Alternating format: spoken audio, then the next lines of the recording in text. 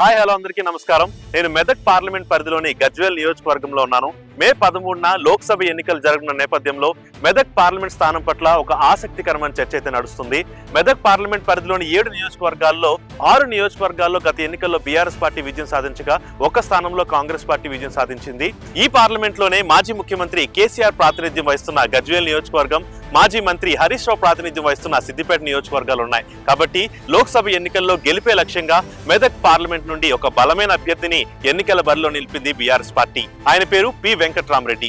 మాజీ కలెక్టర్, ప్రస్తుత ఎమ్మెల్సీ అయినటువంటి వెంకట్రామరెడ్డి ఎన్నికల ప్రచారంలో భాగంగా ఒక సంచలన ప్రకటన చేయడం జరిగింది. తనను నమ్మి ఎంపీగా గెలిపిస్తే తన కుటుంబ ఆస్తి నుండి 100 కోట్ల రూపాయలు పీవీఆర్ ట్రస్ట్ ద్వారా మెదక్ పార్లమెంట్ లోని నిరుపేద విద్యార్థులందరూ కూడా ఉన్నత చదువులు చదువుకునే విధంగా ఉచిత విద్యను అందించడంతో పాటు స్కిల్ డెవలప్మెంట్ సెంటర్లు ప్రతి నియోజకవర్గానికి ఏర్పాటు చేసి వారికి ఉపాధి అవకాశాలు కల్పించే విధంగా బాధ్యత తీసుకుంటానంటూ భరోసానివ్వడం జరిగింది. వెంకట్రామరెడ్డి ఇచ్చిన ఈ హామీలపై మెదక్ పార్లమెంట్ నియోజకవర్గ ప్రజల అభిప్రాయం ఏ విధంగా ఉంది, అదే విధంగా ఇతర అభ్యర్థులైనటువంటి బీజేపీ, కాంగ్రెస్ అభ్యర్థులపై ప్రజాభిప్రాయం ఏ విధంగా ఉందో వారిని అడిగి తెలుసుకుందాం.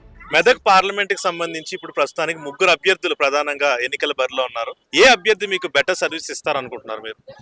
అల్హమ్దుల్లా, నేనైతే నా మనస్ఫూర్తితోని నా తమ్ముళ్లతోని గజ్వేల్ తరపు నుంచి నేను వెంకట్రామరెడ్డి సార్ని సపోర్ట్ చేస్తున్నాను. ఎందుకంటే ఆయన చాలా యూత్ కి చాలా ఎదుగుదల ఆలోచిస్తారు.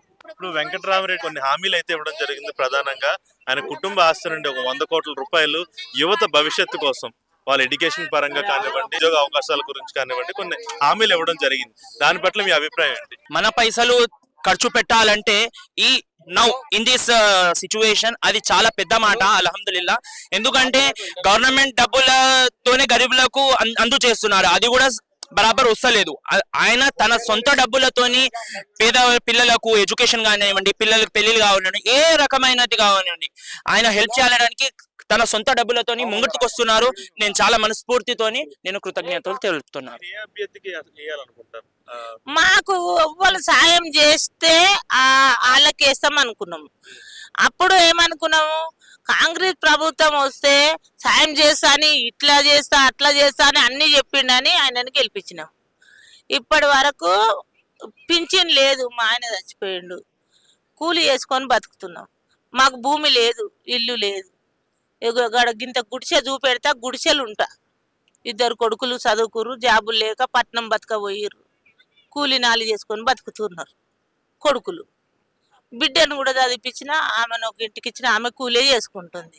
మా ఆయన చనిపోయిండు, 13 నెలలు 14 నెలలు అవుతుంది, పింఛన్ కూడా వస్తలేదు. గిడ కూలి వేసుకొని ఫంక్షన్ హాల్లో ఎంగిలి గిన్నెలు కడుక్కుంటూ బతుకుతున్నా. మాకు ఎవ్వరు సాయం చేస్తే వాళ్ళకే అప్పటి వరకు దేవుడు బుద్ధి పుట్టించినట్టు ఆయన ఇన్ని హామీలు ఇస్తుండు కదా. 100 కోట్లు ఖర్చు పెట్టి పిల్లల్ని చదివిస్తా, మీకు మంచి బతుకు తెరివిస్తా అన్న ఆయనను ఎందుకు వదులుకుంటాం? ఆయనకే ఓటేసి గెలిపించుకుంటాం, వెంకట్రామరెడ్డినే గెలిపించుకుంటాం. ఎంపీ ఎలక్షన్ వస్తుంది కదా నెక్స్ట్ మంత్. అవును. మీకు ఎవరెవరు పోటీలో ఉన్నారో ఐడియా ఉందా? ఏ పార్టీల నుంచి ఎవరెవరు పోటీలో ఉన్నారు? రామరెడ్డి ఉన్నాడు, తర్వాత రఘునందన్ రావు ఉన్నాడు. బీజేపీ నుంచి రఘునందన్ రావు ఉన్నాడు, కానీ కాంగ్రెస్ నుంచి చెరుకు శ్రీనివాస ఎవరు తెలియదు కరెక్ట్. నిరుపేద పిల్లలందరూ కూడా ఎంతవరకు చదువుకుంటే అంతవరకు, డాక్టర్స్, ఇంజనీర్స్ ఎంతవరకు చదువుకున్నా సరే డబ్బులు తను పెడతానని చెప్పేసి అతను హామీ ఇచ్చాడు. ఇలాంటి ఇనిషియేటివ్ కి మీరు ఏ విధంగా తీసుకుంటారు? వస్తే మంచిదని భావిస్తున్నారా, లేదంటే నమ్ముతున్నారా, నమ్మట్లేదు? అంటే వస్తే మంచిదే, ఎందుకంటే ఇప్పుడు రామరెడ్డి సార్ అంటే ఇంతకుముందు కలెక్టర్ ఉన్నాడు కాబట్టి, అంటే ఆయన ఉద్దేశాన్ని బట్టి మనకి ఏంటంటే నియోజకవర్గం డెవలప్మెంట్ కావాలి. తర్వాత ఇంకేంటిదంటే తను ఏరియా ఇంతకుముందుకు కలెక్టర్గా ఉన్నాడు కాబట్టి అక్కడ ఉన్నటువంటి అంటే అన్ని పరిస్థితులు ఆయనకు అన్ని కూడా అర్థం కొంచెం తెలిసి ఉంటాయి. కాబట్టి ఏమంటున్నాడు, పిల్లల విషయమై 100 కోట్లు ఖర్చు పెడతానంటున్నాడు కాబట్టి ఆయన మొగ్గు చూపితే బాగానే ఉంటుంది. అంటే మనకి ఏంటంటే పార్టీతో సంబంధం లేదు కాబట్టి సమాజం డెవలప్మెంట్ కోసం కృషి చేసే వాళ్ళ కోసం మేము ప్రోత్సహిస్తాం. ఇంకా మేము కూడా ఇంత ఎడ్యుకేటెడ్ పర్సన్ కాబట్టి ఖచ్చితంగా ఆలోచిస్తాం. పిల్లల కోసం, పిల్లల భవిష్యత్తు కోసమే మన ప్రయాస అంత కదా.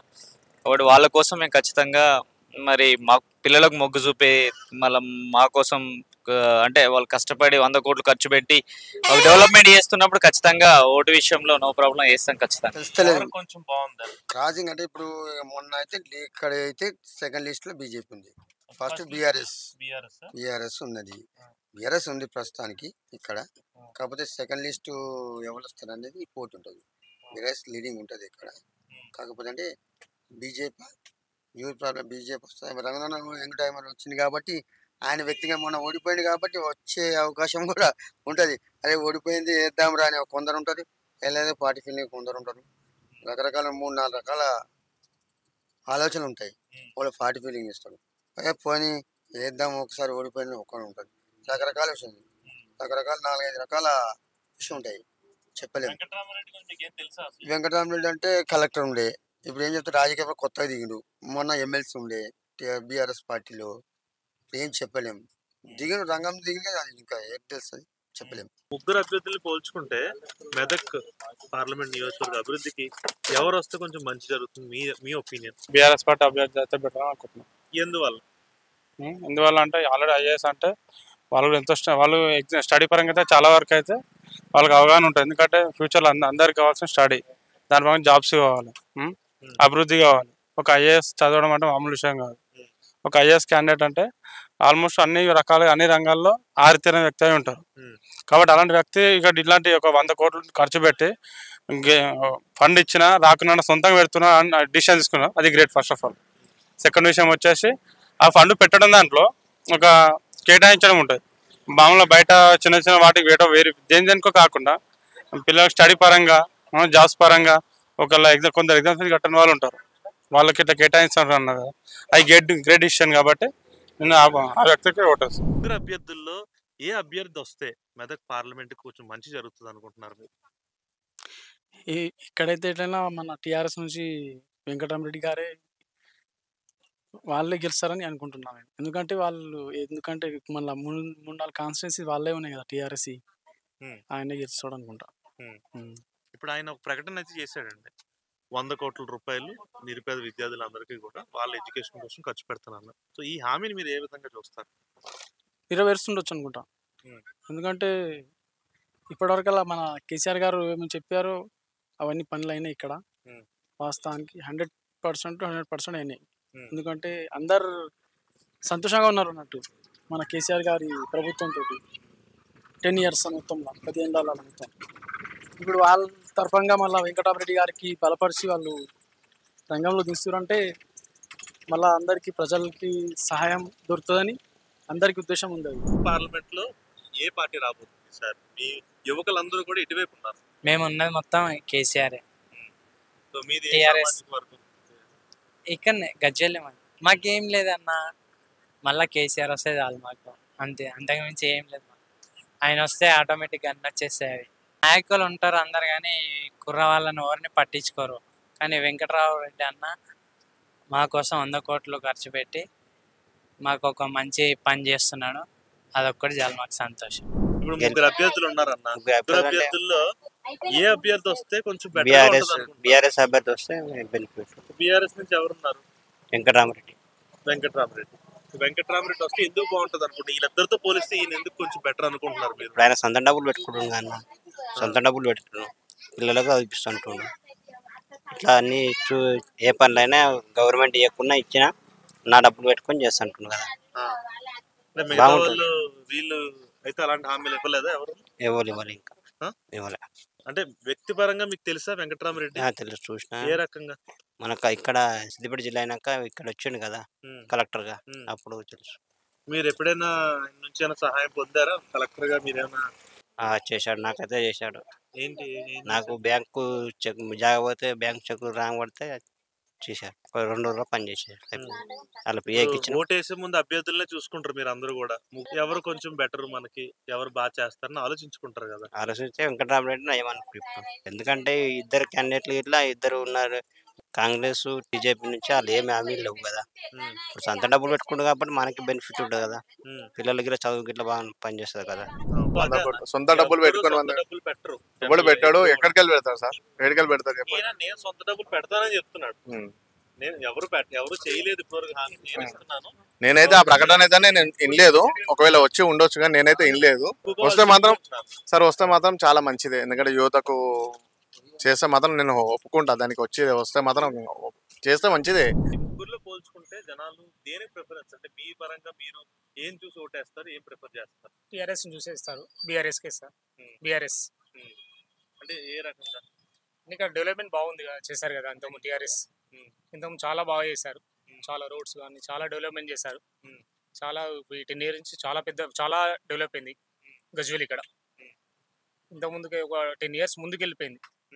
అంత బాగైంది. ఇక్కడ కాలేదు, ఇంత హైదరాబాద్ రేంజ్ లో అయింది ఇక్కడ. అంటే డెవలప్మెంట్ అంటే ఏ పరంగా ఏమేమి అయ్యాయి?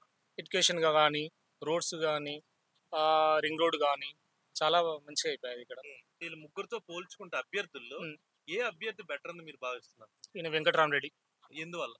ఆయన ఇంత ముందు కూడా గవర్నమెంట్ లో ఉన్నాడు కదా, కలెక్టర్ గా చేశాడు. పబ్లిక్ అంటే అవేర్నెస్ ఉంది, పబ్లిక్ ని ఎలా ఏం చేయాలనేది, పబ్లిక్ కు ఏం చేయాలనేది తెలుసు కదా. అలా ఇలాంటి హామీ అతనికి ఎంతవరకు ఉపయోగపడుతుంది అనుకుంటున్నారు ఎన్నికల్లోకి వెళ్ళడానికి? చాలా 100% అతనే వస్తాడు, అతనే గెలుస్తాడు. పబ్లిక్ కూడా అతను తెలుసు. ఇంతకుముందు కూడా ఇక్కడ కలెక్టర్ గా చేశాడు, ఈ సిద్దిపేట డిస్ట్రిక్ట్ కలెక్టర్ గా చేశాడు.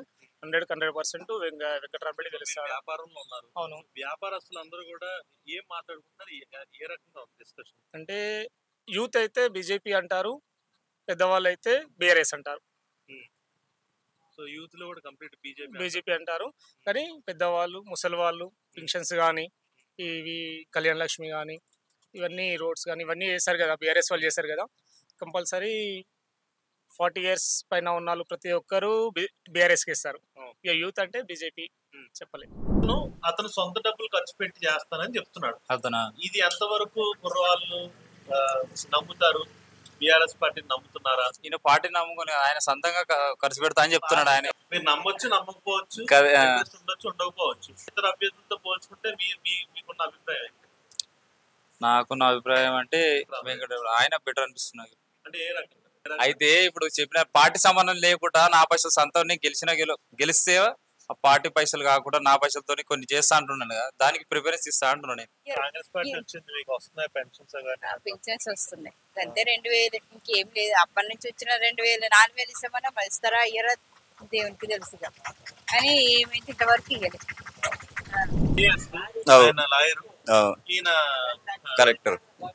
కలెక్టర్ వెంకటరామరెడ్డి ఈ రకంగా ఉన్నారు కాబట్టి ఏ అభ్యర్థి అయితే కొంచెం బాగుంటది అనిపిస్తుంది జనరల్ గా మీకున్న అవగాహన ప్రకారం? మాకంటే ఇక్కడ పబ్లిక్ రకరకాలుగా మాట్లాడుతుంటారు. ఏమనుకుంటారు? ఒక పేరే వినిపిస్తుందా? మీరంటే ఒకరు బీజేపీ అంటున్నారు, ఒకరు కాంగ్రెస్ కి మన స్టేట్ లో వచ్చింది అంటారు. సరే కనీసం పోయినందుకు టీఆర్ఎస్ పోయినందుకు అట్లా ఎంపీలన్నా చేసుకుందామని కొంతమంది. అట్లా పబ్లిక్ టాక్ ఏంటంటే ఎవరు ఏం మాట్లాడుతున్నారో మనం తెలియదు. ఇక ముగ్గురు అభ్యర్థులు పోల్చుకుంటే మెదక్ పార్లమెంట్ నియోజకవర్గ అభివృద్ధికి ఎవరు వస్తే కొంచెం మంచి జరుగుతుంది మీ ఒపీనియన్? వెంకటరామరెడ్డి టీఆర్ఎస్.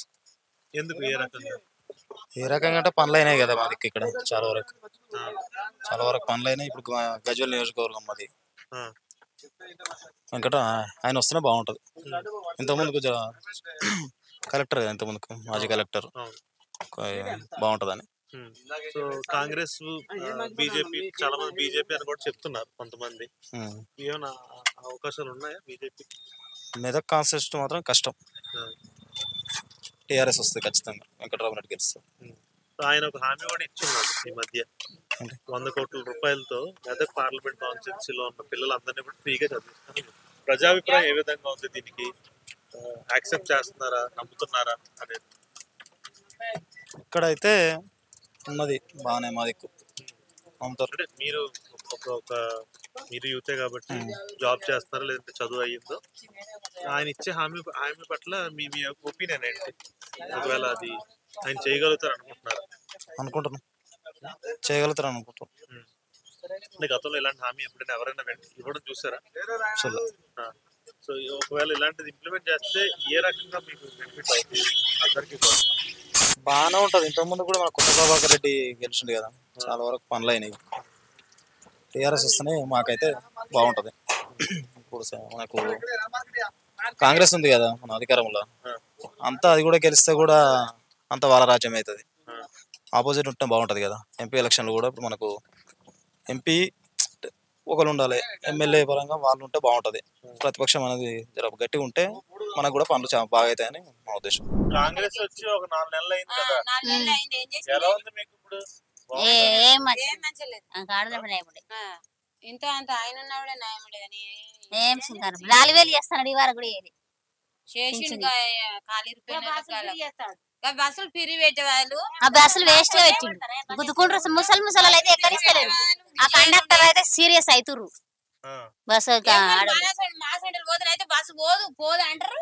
టైం ఎక్కడే ఈ రాజా అమ్మన్న 2 రోజులు పోయి 2 రోజులు మరి వచ్చింది బస్సులు ఎక్కనిస్తలేరు మరి ఎక్కనిస్తలేరు తెలిసిన వాళ్ళు కూడా శాతగారు ముసలామని గంత చేసిండవ వేస్ట్ గా పెట్టినాడు బస్ ఫ్రీ అంటే బాలేదా 4 నెలలు బాగాలేదు ఇచ్చిపెట్టి ఆయన గెలిస్తే మళ్ళీ ఆగమే మళ్ళీ ఇట్లా మరి గెలవాలి ఇప్పుడు ఎంపీ ఎలక్షన్లు వస్తున్నాయి కదా మరి అప్పుడే దేనికేస్తాం కారు కనే ఇంకోళ్ళకనే ఆయనకైతే చేతి గుర్తానికైతే ఆడ ఇంకా నాశనం చేసి మీకోసమే చేస్తానన్నాడు కదా ఏం చేస్తుండు ఏం ఇప్పుడు చేస్తాడు గెలిచిన 4 నెలలు ఏం చేస్తాడు ఇప్పుడు మొత్తమే మళ్ళీ కాకపోతే పింఛనే బంద్ చేస్తాడు ఇంకా మంచిగా ఉంది వాడు సాక్షి పింఛను బంద్ చేస్తాడు మరి శాతగారు ముసలోళ్ళు ఎట్లా బతకాలి కాదమ్మా మీకు భూమి ఉందా భూమి లేదు లేదా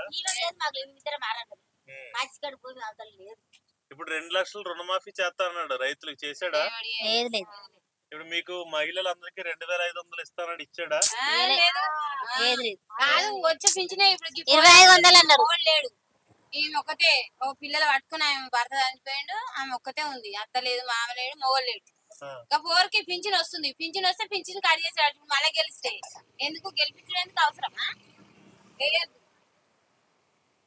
నేనే దాన్ని గెలిపియద్దు మస్తు చేసిన రూపాయి ఇట్లా ఇవ్వలే మాకైతే ఆయన గెలిపించుడు ఇప్పుడు పింఛన్ ఇట్లా బంద్ చేసాడు వచ్చినాక 4 నెలలు ఇంకా గతం ఇప్పుడు ముందు ప్రభుత్వంతో పోలిస్తే ఇదేం బాలేదు అసలు అప్పుడు జర నయమే ఉండే ఆ కార్ గుర్తు జాగకు వాల్యూ ఉండే కార్ గుర్తున్నప్పుడు ఇప్పుడు జాగలకు కూడా డౌన్ అయిందట లేనోడు ఒక గుంట అమ్ముకొనైనా పెళ్లిళ్ళు చేస్తుర్రు ఇప్పుడు అది లేదు ఇది లేదు జాగలో డౌన్ అయిందట మొత్తం తులం బంగారం ఇస్తాడు పెళ్లిళ్ళకి ఏది లేదు ఏది లేదు తులం బంగారం లేదు అప్పుడు ఇల్లు కట్టుకుంటే 5 లక్షలు ఇస్తా జాగలు చదువుకున్న వాళ్ళకి జాబులు ఇస్తా ఇది ఇస్తా మళ్ళీ ఇంటికాడ ఉన్నకి ఇసొంటోళ్ళకు ఆ కారోడు కూర్చున్నప్పుడు కూడా డ్యూటీలు వస్తాయని వాళ్ళు కూడా డ్యూటీలు రాలేదు వచ్చినాయి పాడగాను రూపాయలు లేదు ఇప్పుడు మళ్ళీ గెలిస్తే ఆయన కారు ఇదేంది చేతి గుర్తు గెలిస్తే ఇప్పుడు పింఛన్ ఇట్లా బంద్ చేశాడట కారు ఆయన వచ్చే 5 సంవత్సరాల్లో కూడా ఇప్పుడు వీళ్ళ ప్రభుత్వం లేదు కదా అధికారంలో మా ప్రభుత్వం ఉన్నా లేకపోయినా నేనైతే నా సొంత డబ్బులు 100 కోట్లు ఖర్చు పెడతాను నా డబ్బులో చెప్తున్నా ఆయన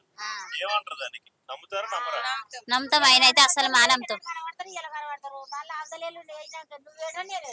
వేసినా గానీ కొంచెం న్యాయం తిరగనన్నా జర చేస్తుండ కారోడు గాని ఇంకా ఘోరం ఉంది అప్పుడు వీళ్ళు సాష్టలు చెయ్యని చూసినాం మా బుద్ధి తెలిసినప్పుడు కూడా వీళ్ళు సాష్టలు మా చూసినాం ఏం సకాలు ఇప్పుడు మీ పిల్లలకి అది ఉపయోగపడుతుంది అనుకుంటున్నారు నమ్ముతారా అంటే కారు నయమే కారుకి వేస్తే నయమే ఎట్లనే దానికి ఎవరికి మీ సపోర్ట్ ఉంటుంది ఏ అభ్యర్థి వస్తే మీకు మంచి చేస్తాడు అనుకుంటున్నారు మేమైతే టిఆర్ఎస్ వస్తే బాగుంటుంది మేము అనుకుంటున్నాం ఎందుకంటే గజ్జలు చాలా డెవలప్ అయింది కేసీఆర్ వల్ల అందుకనే ఆయన వస్తే మాకు ప్లస్ పైన మేము అనుకుంటున్నాం బీఆర్ఎస్ పార్టీ నుండి మెదక్ పార్లమెంట్ అభ్యర్థిగా వెంకట్రామరెడ్డి 100 కోట్ల రూపాయలతో ఫ్రీ ఎడ్యుకేషన్ తో పాటు స్కిల్ డెవలప్మెంట్ ఇన్స్టిట్యూట్స్ అన్ని కూడా పెడతాను హామీ ఇచ్చారు సో ఈ ఇనిషియేటివ్ పట్ల మీ అభిప్రాయం ఏంటి చెప్పలేం చేయొచ్చు ఎందుకంటే ఆయన దగ్గర చేసేంత గుణం ఉంది గుణం మంచిగా ఉంది కాబట్టి ప్లస్ ఏంటంటే ఆయనకి పార్టీతో అవసరం లేదంటూ ఆ గుణం బాగుంది మేము కూడా ఏంటంటే ఇప్పుడు మా కోసం చేస్తా అంటారు కదా మేము కూడా సపోర్ట్ చేస్తాం చూద్దాం ఏమవుతుందో